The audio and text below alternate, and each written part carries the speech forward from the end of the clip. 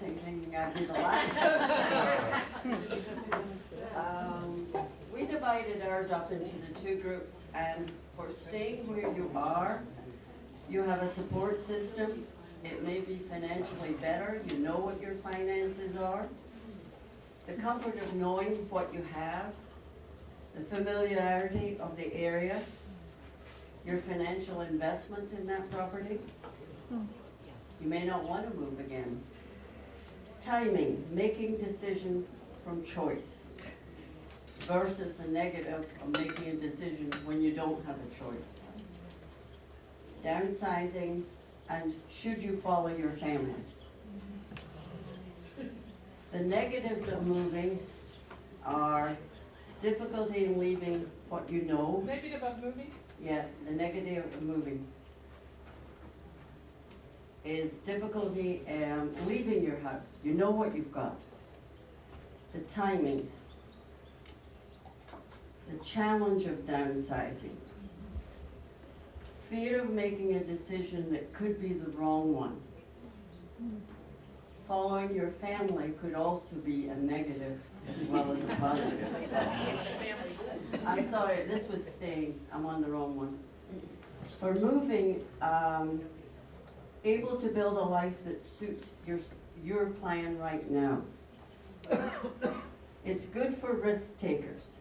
And we found that when we talked about people who are in couple relationships, one is more accepting of the move than the other. And it didn't necessarily matter whether it was male or female. There was one for and one against it. It was very interesting. Easier living if you're planning to move, and perhaps more freedom to travel. The negative to it is scared of moving, leaving behind your support system. And then we talked about going to a condo, and that's about where we digressed from there. It's a lifestyle change, and you give up some of your freedoms if you move into a condo. There are rules and regulations that go with that. And you may like the house where you are, you own it, and things like that. That's basically where we got to. Thank you. Well, you had to leave something for somebody else. Who's number 5? Over there? No, you didn't. I'm going to try not to repeat too much here. For the positives in staying put were just the neighborhood, the services close at hand, cultural things that were easily available like BARD and LLI. The negatives to staying put were the accessibility issues we talked about all day. Isolation for the folks that don't live right in the village or in the town, and just the difficulty of managing the home and property. But we did talk about if you want to stay put, more and more you can use technology to help yourself stay in touch. That's a change in the last few years. Now moving, the positives of moving were potentially less maintenance inside and outside once you did, lower taxes and upkeep, more time because you have less maintenance, and fewer unexpected expenses, especially if you planned this move. You can plan for your changed circumstances in the future. I think Ann did a lot of the negatives to moving, but also we talked about what do you do about the pets, and how to plan for moving your animals or what to do, and just the environmental difference of moving, especially if you're starting to have memory issues. You're suddenly in a new environment where nothing is familiar. So that can be a real issue if you do choose to move. And just getting rid of the emotional attachment to where you are. I think that was everything. Thank you.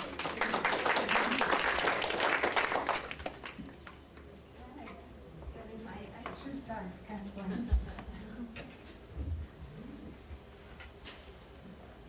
I'll only add what might not be up there. Under negatives of staying, we talked a lot about the infrastructure of your home and the expense you might incur. Under obstacles to moving, stuff.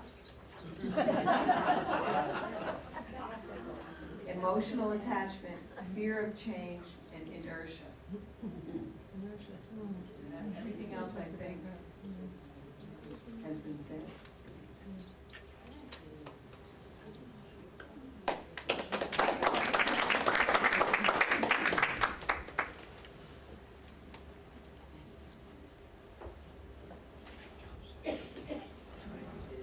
Well, what's left? One of the things, the negatives of moving is making those new connections, finding those new doctors, making new friends when you're older and you're cranky. It's really different if you're single or you're a couple, because someone may want to move and the other one not want to move. And do you want your children nearby? Or don't you want your children nearby? And also planning this with your family so that they know what your thoughts are. Not only the moving, but the advanced care, the will, the funeral, the obit, and the stuff.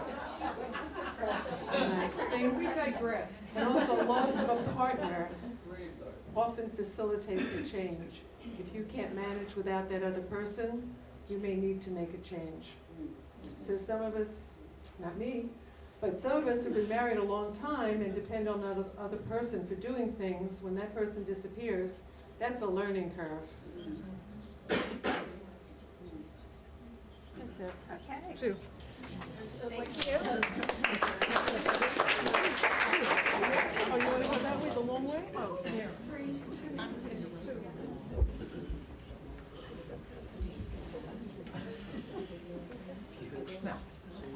Most of what we discussed has been covered. I think that the really interesting thing at our table was every point that we brought up as a positive, there was someone at the table that thought of it as a negative, and vice versa. We have a real, So it's a real individual yes, very, experience. yeah. And the other important thing, I think, was that we're here today, coming to terms with the fact that we're at this stage, and that we have to make these choices, and just the reality of that was kind of a big point. Mostly we just talked moving within the area, but one person was talking about doing something, totally different. Go someplace that has a totally different environment, palm trees and things like that, or just travel. So that's a good choice too.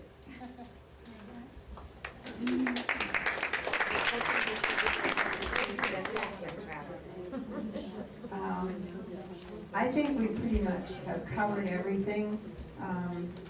One of the negatives for moving into a condo or an apartment, I don't know if it's up there, was the restrictions that you might have, that if leaving your own private home you didn't have.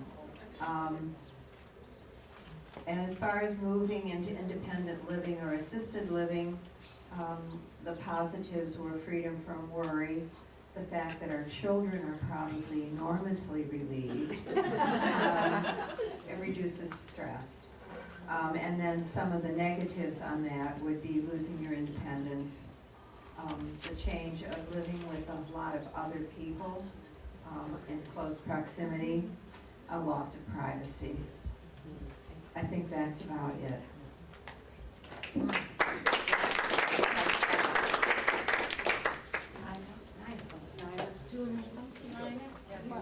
June's got a comment. I just have a comment I'd like to make after listening to all of this. Dorothy mentioned the fact that moving, you have to, a negative was that you have to make new friends or whatever, and it's hard as an older person. But I'm also hearing about people saying it's a negative thing to move with pets. I I don't have a pet, but I think having a pet and moving to a new community is a great way to make friends. And I find that in our condo, we have lots of dogs that are walking. And I think a lot of those people in our community have become friends through their pets. All right, so I was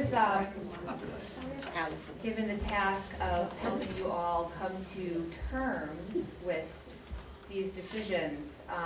But as I'm listening so intently today and jotting down lots of notes about my notes, because I'm realizing that you're here today to start thinking, maybe many of you are here today to maybe start thinking about some of these decisions, and I highly doubt that most of you are decided. So I'm a little premature in helping you come to peace with your decision when you haven't made your decision yet.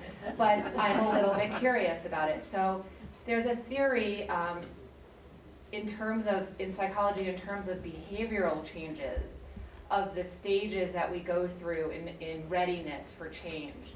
And so I'm going to sort of take a little quick survey, applying it to not necessarily our behavioral changes, but our life changes, the changes that you're talking about today, and describe these different stages to you, and then ask for a show of hands for people to show sort of where they think they are, okay? So the first stage is pre-contemplation.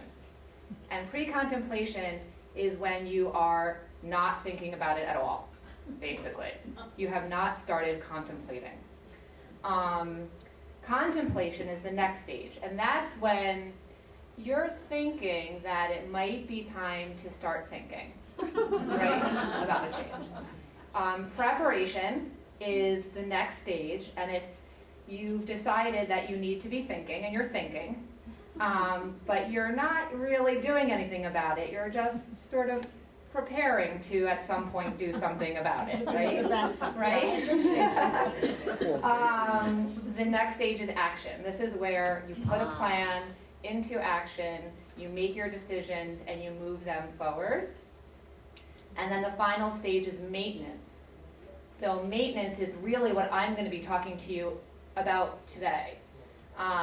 Once you've taken that action, or once you know that you're about to take that action, how do you go from a place of stress and worry and fear to a place of contentment and optimism and feeling at peace, right? Not easy, but definitely possible. So who thinks they're in the pre-contemplation phase? Yeah. Nobody's pre-contemplation. Right? And who thinks they're in the contemplation phase? Just wait, just. And who thinks they're in the preparation phase? And the action? And who's in the maintenance phase? Good. Great. Okay, so a really diverse array of experience in terms of along that spectrum. So what a rich thing for you all to be together, sharing your experiences and ideas and thoughts about these things.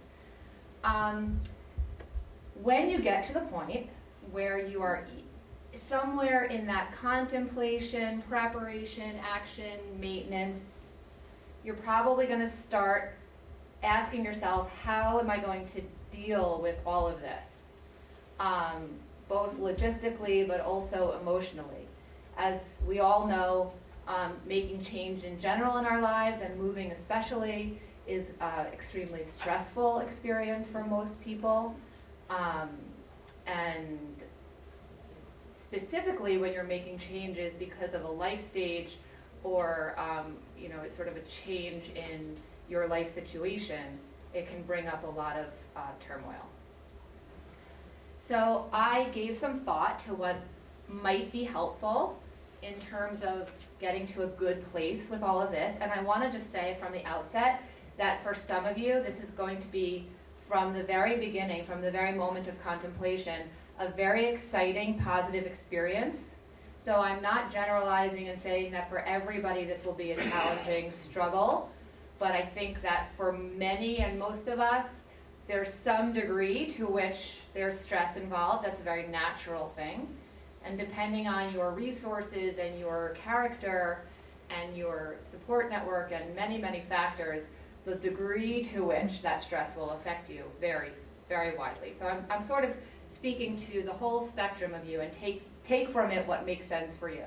And if you're in that pre to early contemplation stage and you're not too worried about this yet, these things can really apply to almost any new thing in your life.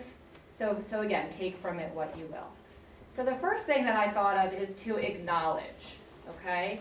I heard the word denial come up a lot today, right? So the first thing is to acknowledge. Acknowledge what's happening and acknowledge your feelings about it, and recognize that whether your decision, the decision you made, was to stay in your home and adapt, or stay in your home and not do a thing, or to move to some other situation, acknowledge that either way, whatever decision you made, it's going to be an adjustment. Because if you went through this whole decision process and you ultimately decided to stay in your home, then there's that adjustment to, wow, you know, I thought I would probably have to move, and now I'm realizing I'm not going anywhere. And dealing with the reality of this is the vision of your future. Either way, there's going to be something lost, and there's going to be something gained, right? So if you're staying, you're losing an opportunity to try something different and have a fresh experience. And we could go on and on about other potential things. If you're leaving, obviously that's the more obvious, losing the home that you had lived in prior, and that the memories and the community, the relationships that are around you, and we heard a lot of discussion about that today as well. Acknowledge that either way, it's going to be difficult and stressful. So if you're staying, again, there is the task of organizing, downsizing, right-fitting, making that investment in construction if you need to, and all the things that go into maintaining a single-family home.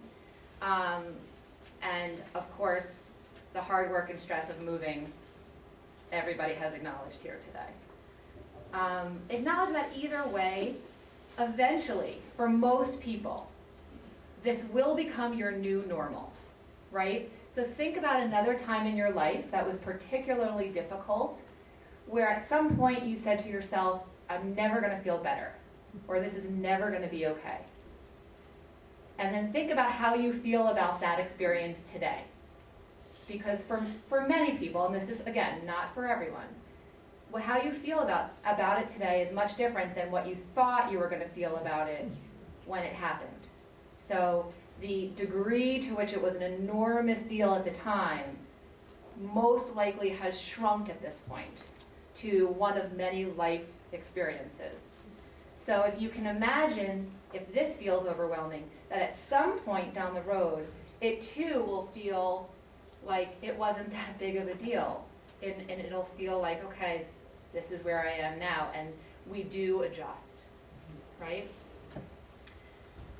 So after we do all of that acknowledging, then we give ourselves an opportunity to grieve. We often associate grief with death, right, of course, but you can experience grief in lots of different ways, and most losses have some grief experience attached to it, okay? So moving from the home where you raised your family, or the place where you retired in your early retirement years and you've lived for 20 years, but now you're moving on. You have built relationships, you have built memories, you have gathered things. Somebody told a story today about a person who was very, very admittedly attached to their things and didn't want to go somewhere where they couldn't have all of the things that they loved around them. So those losses are to be acknowledged, and it's important to be able to give yourself the room to grieve those losses. So if you are leaving home, allowing yourself to grieve the loss of that home that you lived in, that you loved, the community that you shared, the memories that you made, acknowledge the loss and your feelings about that loss. And if you're feeling things when this is going on, like anger, sadness, or despair, recognize that those are all symptoms of grief. And then you can start to understand it because you know what's happening. And then, of course, grief isn't an easy thing to go through. So seek out support, whether it's from a counselor or a friend, a family member, a pastor, or someone who you can trust, to talk about what you're going through and acknowledge it for what it is. And don't judge yourself for thinking of it that way. So the next step is to review. When you start to feel a little unsure about this decision that you've made, go back and remind yourself that you probably went through, I mean, today is a great example, a lot of work to come to this decision. Okay, we made those boxes today and we pointed out the positives and the negatives, and people make their pros and cons lists. You probably talked ad nauseum with everyone who would listen to you to try to go over it over and over again. This option, that option, what should I do, what should I do, what should I do? You've come to a decision, and if you start to second guess yourself, go back and remind yourself of that entire experience, because you did get there somehow. And for those of you who just made the decision one day, remind yourself that you trust your gut. Because a person, if they made this decision that way, they have a really good intuition about what's best for them. So remind yourself of that. If you need somebody else to tell you how you got here, call up that person that you spoke to ad nauseum and say to them, why did I make this decision? They will be able to tell you because you talked about it that much. Then remind yourself of the benefits of following through on your decision, right? Because you listed them. You came up with all the reasons why this was a good idea. And then you start getting nervous and you think, oh my God, but what if, what if, what if? So then you say, oh, but it was because of being closer to my kids. It was because I'm now in a place where I can walk to the store instead of having to drive. It's because it's better weather. It's because I don't have to plow. All of those things. Remind yourself of all of the reasons that you came up with the first several times around that you were making this decision. And be confident in your ability to make a decision. Think about the other times in your life where you've made decisions and look at the fact that they worked out pretty well, okay? If you've had a hard time throughout your life making decisions and you've always second-guessed that, then this is going to probably be harder, if not more hard, than any of those other things. At that point, seek help, seek counseling to get stronger and more confident. Even at this, a lot of times people say, at this stage in my life, I'm not going to change. I'm indecisive. I'm insecure.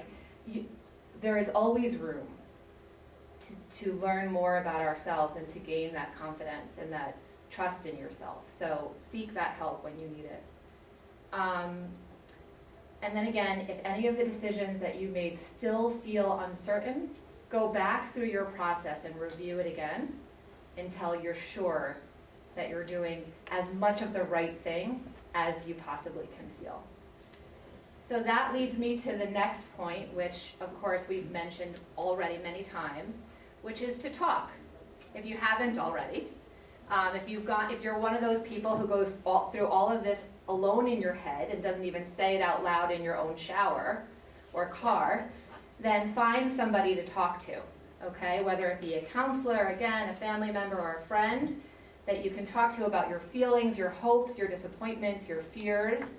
Fear was a big one that came up a lot today, and I'm glad to have heard that word because I think it's one of our biggest obstacles. And your fantasies. At our table, that was the one that came up with this idea of retiring to a desert island. And it's a big joke, and it's sort of a stereotypical idea, but why not if you have the wherewithal and the gumption and the resources to do it? So explore those fantasies. Think about, could I, would I, should I? So when you start to feel stress or anxiety, reach out for help. Acknowledge that renovations, spending, and moving are some of the most stress-inducing experiences anybody can have across any part of the life spectrum. So just give yourself the credit for having it be a stressful experience. And then start to plan for your quote-unquote new living space. So even if you're staying at home, you may be making changes to make it more livable for you now. And even if you're not making any of those changes, maybe you've already made them and you've just decided that you still are going to not move again, think about sort of how you can freshen it up for yourself so that decision can feel a little bit more exciting than maybe had you haven't made a decision to try a completely different space. So then we're going to look for opportunities. staying in your home doesn't mean that there's not work that you can do to secure a simpler and safer future. If you're relieved, one of the many people I've heard today say that they'd be relieved that they didn't have to go through the process of packing, downsizing, getting rid of things, cleaning things, getting a mover to come, and then unpacking everything again. Take that advantage of that extra time that you now don't have to spend doing all those things to look around and down or right size anyway. Okay, because you'll be doing yourself a favor to do that many times throughout the rest of your life. So go through old boxes, closets, drawers, and get rid of things that you no longer need. Work with your attachments and your resistance to doing that. Start to talk to your loved ones about that. Give away furnishings that no longer keep yourself safe at home. If somebody comes in and says, oh, that rug or that lamp, just give it away. Okay? And bring in professional help when you feel overwhelmed by a project like that. You're gonna like this one. as long as you're doing work on the house, as long as contractors are coming in, you might as well go for one of those fantasy things that you always wanted to do, but you sort of never got around to or never decided to put any money into. So that might be you always wanted one room to be orange, right? So if they're bringing paint, you might as well sort of go for something, make it a little splashy, as long as it's affordable and safe for you. Do it now. It's never too late. Go for it. Have fun. Make it exciting and new. And if you're moving, imagine the possibilities that come with starting afresh, both with your living space and your surroundings. For a lot of people, this was a negative on the list. This was scary. Okay, having to make new friends, meet new neighbors, be nice to people when you feel cranky, right? But it also can be an opportunity to meet new people and be nice to people. That's an opportunity. Wow, I actually have to do that. That can make you feel good. To put yourself in a new environment. And also to become that minimalist that you always, sort of imagined yourself being. I have a house full of coloring stuff and toys, and I constantly fantasize about the day where I'll have nothing in my house. And we'll see if I ever get there, but this is your opportunity. So think, really carefully about what needs to come along with you. It's an opportunity to explore a new area and simplify your surroundings. My best friend's mother-in-law lives in the house that she raised her 4 children in. And so you can imagine what a house with 4 children would look like at that time of her life. And when I went to visit there, her kids had all grown already and were all out of the house, and her husband had passed away, so she was now living in this same house by herself with her kids and grandkids nearby coming to visit often. And on the top of the doorway, on the inside of the front of her front door, there's a wooden sign that goes across, the kind that you would find at Periwinkle's, like those lovely little affirmation signs. And it says, simplify, simplify, simplify. And I just love that so much. And so I think about that when I suggest the next thing, which sort of is the next step of right sizing, which is to bring your loved ones into the party and start to ask them, what would you like? What should I keep? What would you like to have now? What would you like to have one day? And it sounds morbid to a lot of people, I'm not going anywhere right now, okay? But it's not necessarily about that. This is an opportunity because you are evolving, you are changing. And what was for a long time important to you, like having china sets of 12 or 20 pieces, and now the last time you had 12 or 20 people over was 25 years ago.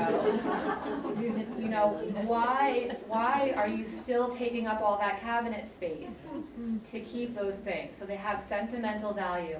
But it's really about starting to look at these things and on a real philosophical, psychological, emotional level, asking yourself to look at your own attachment to things.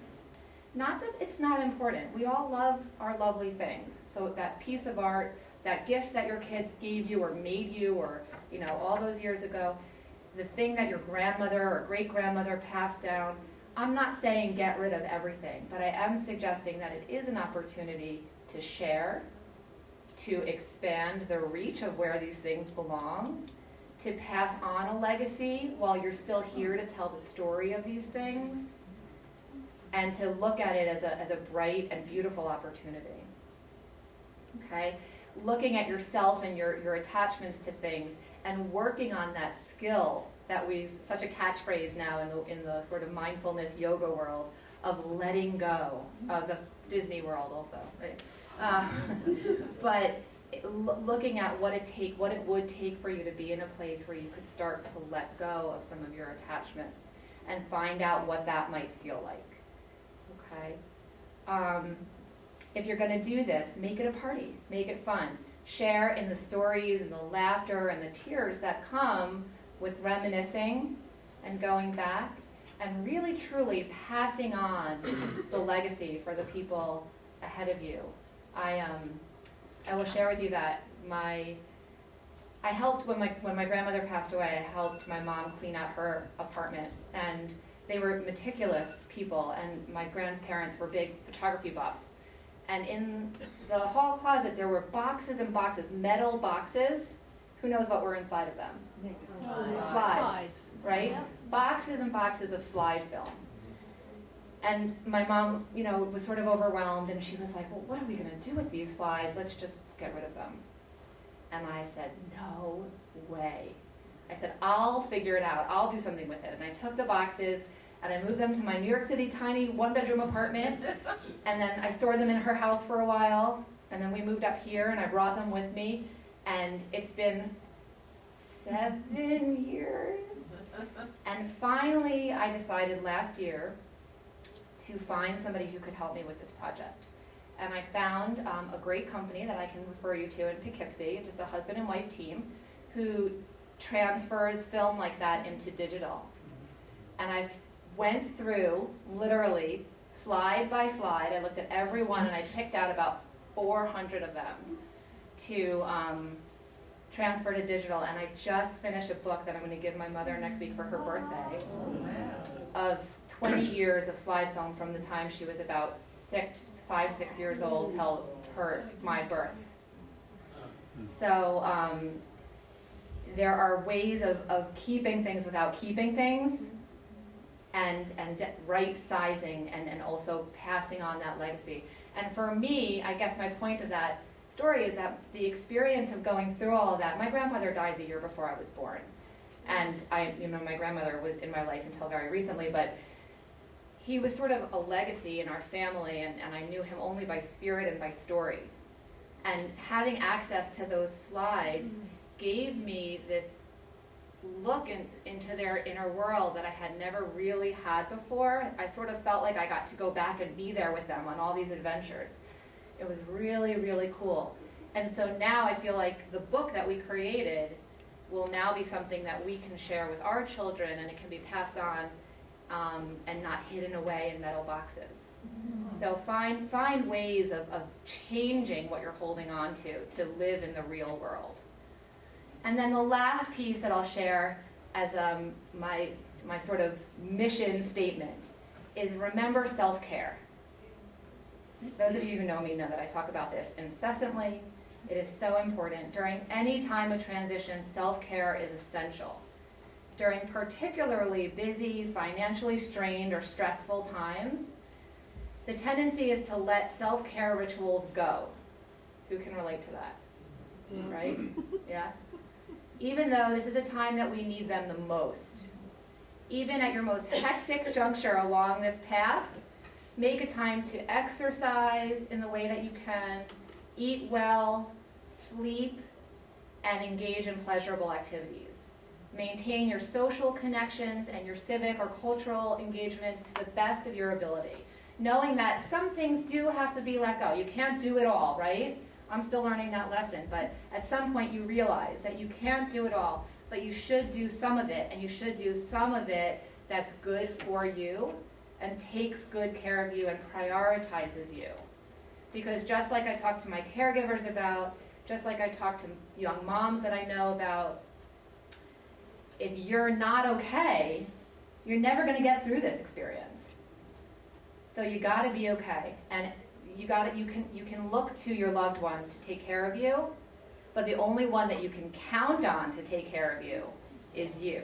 So do it, because it's so important. Check in with your family and the people who bring you joy. Remove yourself from stressful dynamics as much as you can. And remember to breathe, stretch, reflect, journal, share, and laugh. Thank you very much.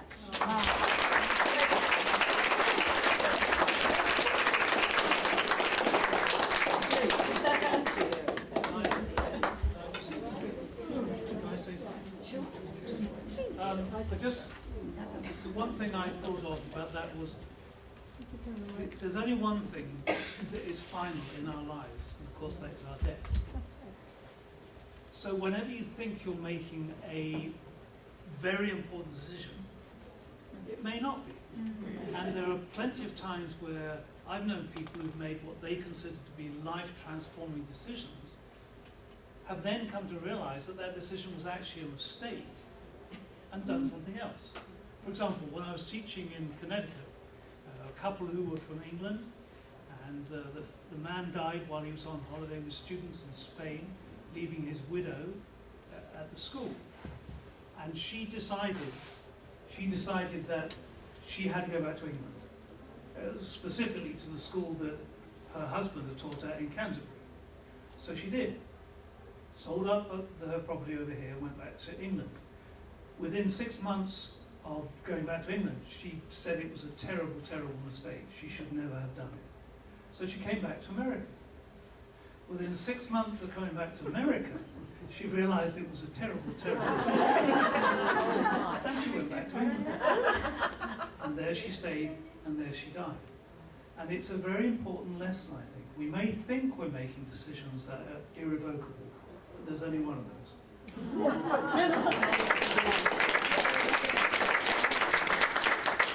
Thank you, James. Anybody else have some last minute comments?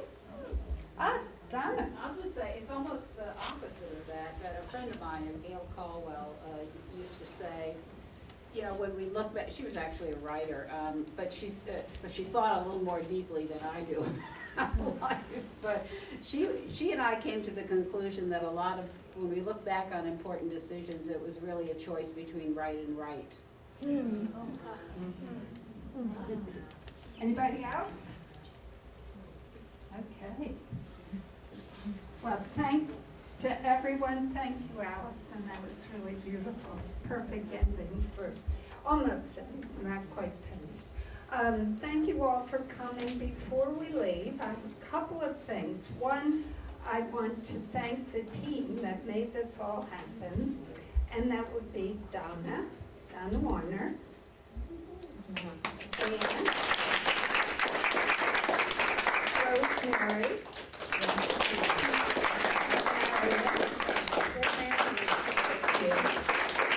Fred, thank you.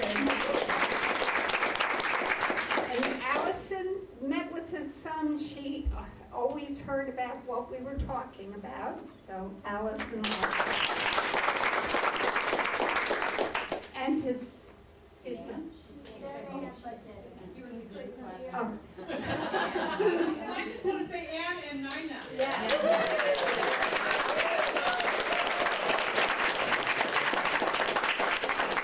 And Sarah here at the hospital, the PR person, Sarah Quallen. And Dr. Jody for being our and most of all to the hospital for helping us make this happen. I want to thank all of our facilitators. You've seen them, but let me just say them again. We have Ann and Linda at table 1. Amanda, who has left us, and Allison and Joan at Jill and Dorothy, James and Sue, Marion and John and Lily, John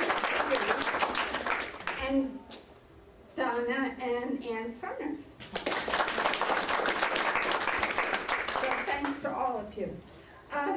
We do want to follow this up with what we think is the next important thing for us to talk about, which is money. No, it's what are the possibilities for financing? Looking at possibly reverse mortgages, looking at county loan programs that may be available, talking around that and having some experts come in and explain it. That's one of the things that we're thinking we'd like to do next.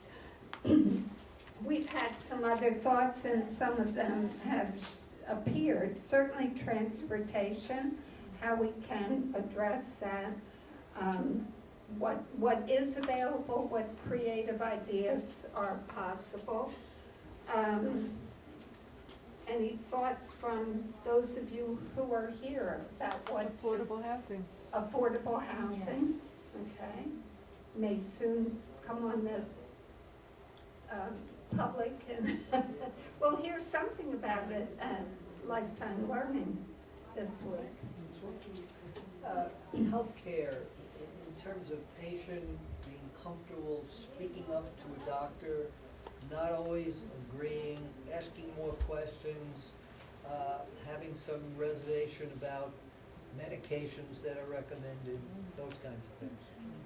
Great idea, Bill. Good subject. Yeah, how to communicate with our healthcare providers and how to possibly find other things to do than take a pill.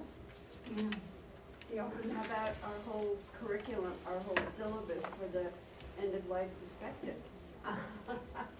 That is something we hope to talk more about. Oh, good. End-of-life decision-making or healthcare proxies. I mean, our whole the whole. Mm-hmm, mm-hmm. Right. Any other thoughts? Well, we will stay in touch with you and we'll put our heads together to figure out how to follow this up with another day together. And again, thank you all for coming.